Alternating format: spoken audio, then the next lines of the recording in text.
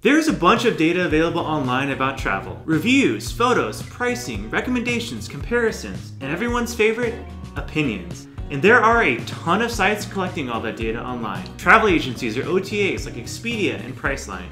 Aggregators, blogs, and forums. We also have Instagram, Twitter, and Facebook. And not to mention just regular old websites like those maintained by hotels and airlines. So how do we sort through all of that information and cut through the accompanying noise to find solid, actionable information when we're planning our next trip? For example, say you are looking for a hotel somewhere. How do you find a good one that suits your specific needs, that is priced right, and in a good location? Personally, I use TripAdvisor for that type of thing, and for years I have used a few specific functions available within TripAdvisor to help find what I'm looking for. I'm going to walk you through my 4 favorite functions within TripAdvisor when searching for hotels.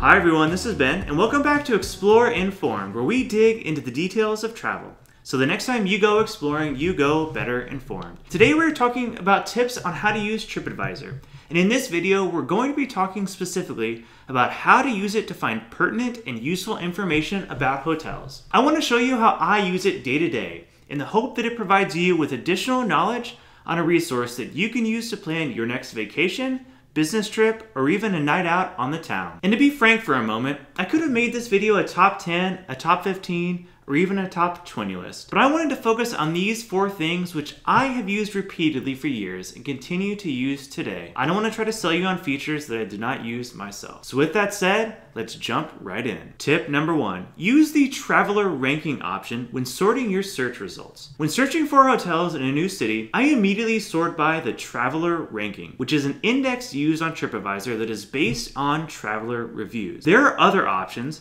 like sorting by lowest price, distance from a designated location, or best value, however TripAdvisor defines that. However, I prefer to sort based on traveler ranking, as it's driven by what I hope are unbiased travelers who have stayed at the property and provided a review. And then I use the available filters to filter out by price or any other criteria of my choosing. Now, TripAdvisor uses these little red circles to display the ranking, ranging from 1 to 5, but this is not to be confused with a stars ranking, or a ranking you may see elsewhere. It is based on how previous visitors have rated the property on TripAdvisor itself. I'd say it's more akin to a thumbs up rating than a marker of how nice or luxurious a property is. So I'm gonna walk through these scenarios as if we were looking for a hotel room in Newport Beach, California. So I'm clicking here, I'm starting with Newport Beach, clicking into hotels. And the traveler ranking function, I'm going to ignore dates, is available here in the sort by menu. TripAdvisor defaults to best value. I'm not totally sure how they define that. It's like they say that it's kind of using exclusive data. And we're going to go by the traveler ranked, or I use the traveler ranking, which is basically an index of the highest rated hotels based on reviews. So you'll see that currently the results are ranked by value. Number 1 in best value, number 2 in best value. I'm going to click here and sort by traveler ranked, and it will re-rank the properties. Now, the first result here is a Newport Beach hotel. That's sponsored. That's not the highest ranked. It's purely there because someone is paying for that to show up at the top of the rankings.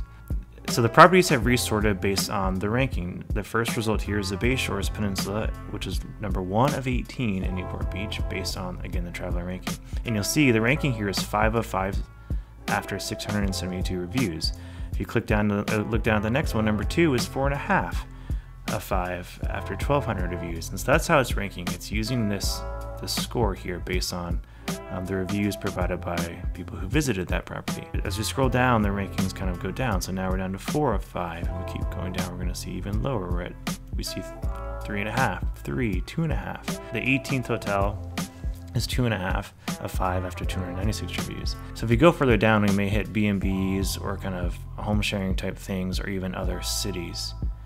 But you'll see a wide range of properties available on TripAdvisor. But if you use that traveler ranking, it will display kind of the highest rated properties first and go down from there. For tip number 2, use the available filters and map to narrow down your search results. Once you have your search results and have sorted them as desired, again, I recommend using the traveler ranking, then you can use the filters in the leftmost column to narrow down your search options even further. You can choose from price, amenities, any current deals or specials available through TripAdvisor or that TripAdvisor may be aware of, distance from a city or landmark, the type of property, again, traveler rating, and a few others. And you can also view the hotels on a map. Okay, so now we're gonna look at the different options to filter our results. We originally were sorting them based on traveler ranking, and now I wanna see how we can filter or dig down a little deeper. First, we have the map view, and basically what the map view does is it shows you all the hotels on a map, and it kind of updates the search as you move through the map. So if we zoom in, it will update the search and basically pull in kind of all the properties in the area that you're looking at on the map. So we can see here in Newport Beach, a couple of properties, many on the peninsula here, some in the middle of town.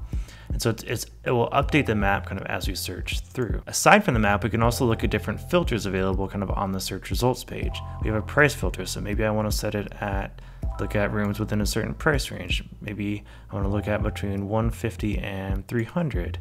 We have different amenities, free Wi-Fi, breakfast, pool, all kinds of different things. I'm going to leave that open for now. There's a distance filter where we can put in kind of cities or maybe different landmarks and add a distance. We can look at different property types. So I want to look at hotels only. I don't really want to look at B&B or specialty lodging. And then we can sort by the rating. So say I want to look at only 4 of 5 rating and up. So I don't want hotels that are rated at 3 of 5 or 2 of 5 or below. And then we have a hotel class, which is kind of your standard kind of, I guess, luxury or a rating based on the different features or amenities a property has. Then we have style, and we can search by names. So we applied a price filter, a property type filter, and a traveler rating filter, and our results have filtered themselves. So now we still have the Bay Shores, we have the Fashion Island property number 2, but then it looks like kind of the 3 of 4 property has been filtered out, a couple other below. So we basically have a new list, again, still sorted by traveler ranking, and now filtered by the specific filters that we have applied. Tip number 3.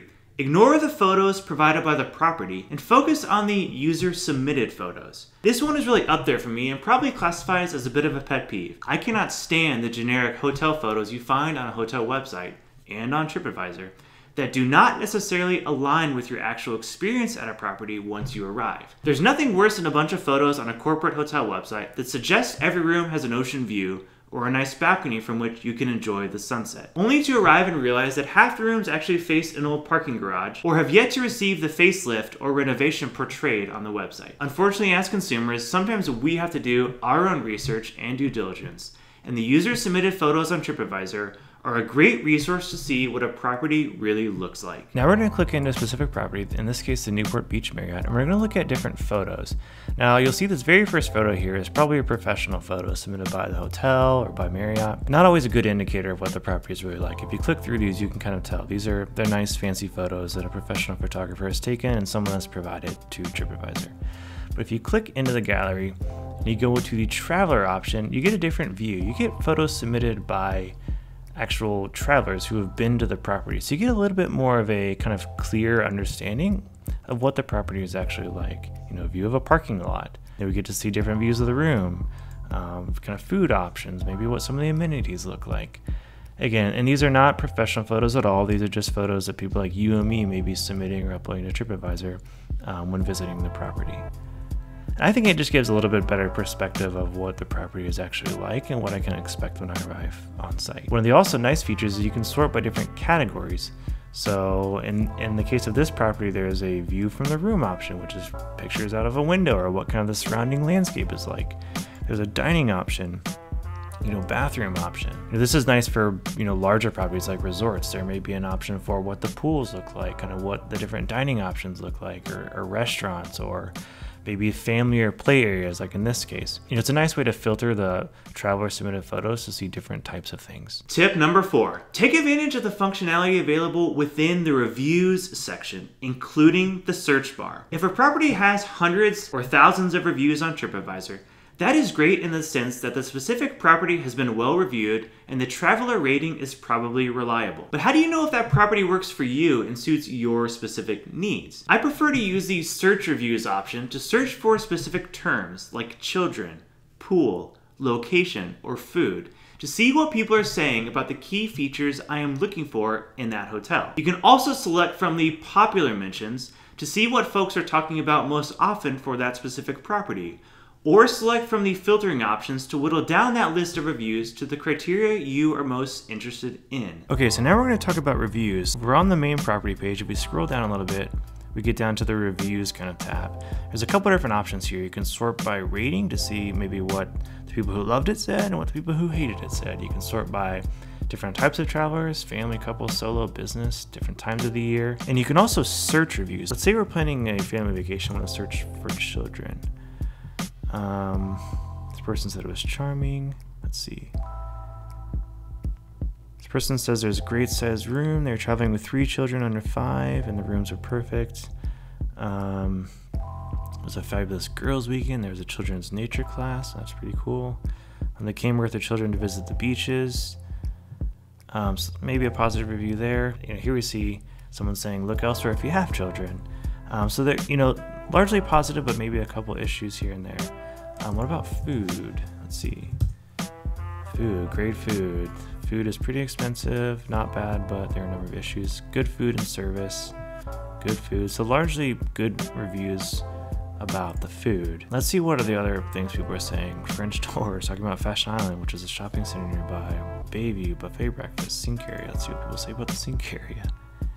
How tiny the sink area is. The sink area is well lit. So just kind of some random thoughts in there, but these kind of common mentions are good things to look at because these are either really positive things or maybe sometimes really negative things. And kind of one of the other things I like to do is filter by the poor ratings and the terrible ratings. You may not always want to read these, but they do kind of give you a decent view of some of the issues that people have been having recently. Poor service, really high parking fees, someone didn't like it on a business trip, issues with room keys. So again, you're going to get all kinds of things here, and you have to kind of sort through some of the noise, but there's a lot of functionality within the reviews function that will help you kind of find out if this property is a good fit for you and your specific needs. There are many more ways to use TripAdvisor, but these are 4 methods that I use very often and feel comfortable vouching for myself. But if you have a specific recommendation or a tip, feel free to add a comment below. That marks the end of this show. I hope these tips were helpful and you feel a little bit better informed